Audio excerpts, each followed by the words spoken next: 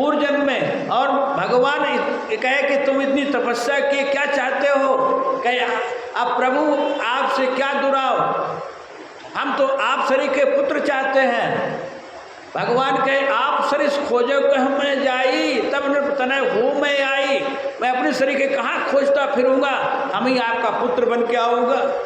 और तुम अब अमरावती में तुम्हारा शरीर छूट जाए, गल जाएगा, और तुम महाराज दशरथ कौशल्या हो, महाराज दशरथ तुम होगे, तुम्हारी ये सद्रूपा रानी कौशल्या होगी, मैं तुम्हारा पुत्र बन के आऊँगा, सूर्य वंश को उजागर करूँगा। ऐसा भगवान आश्वासन दिए।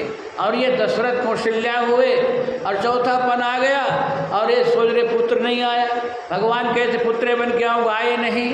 तो देवताओं ने भगवान से कहते कि प्रभु भगवान आपने वादा किया था ना, देखो वादा करो तो निभाओ, और नहीं तो निभाना है तो वादे मत करो।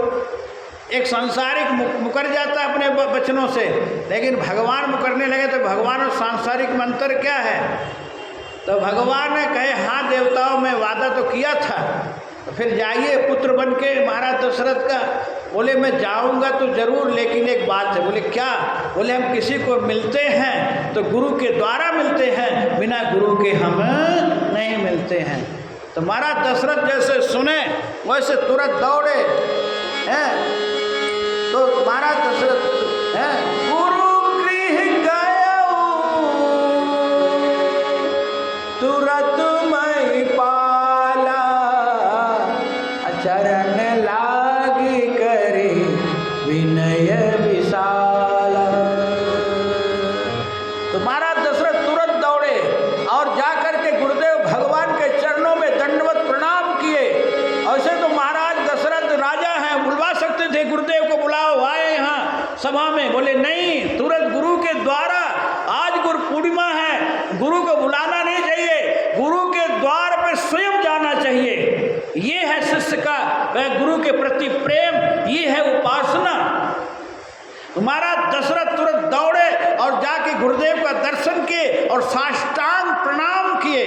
साष्टांग मतलब है पूरे शरीर से प्रणाम हो जाता है, साष्टांग प्रणाम करना चाहिए। गुरुदेव और भगवान को साष्टांग प्रणाम करना चाहिए, लेकिन माताओं को नहीं। माताएं तो ऐसे हाथ जोड़ने बस ऐसे, लेकिन पुरुषों को साष्टांग दंडवत प्रणाम करना चाहिए। दंडवत, दंडवत हमारे साधु समाज में दंडवत बोलते हैं। दंडवत में डंडा शरीर के गिर जाए।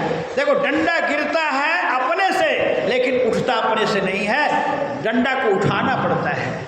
ऐसे गुरुदेव भगवान के चरणों में गिरो तो भगवान स्वयं उठाएंगे आपको। बोलो राधे राधे। तो गुरुदेव एक मिनट हो, तो गुरुदेव भगवान के चरणों में जब महाराज दशरथ प्रणाम किए, गुरुदेव ने उठाए। बोले क्या चाहते हो?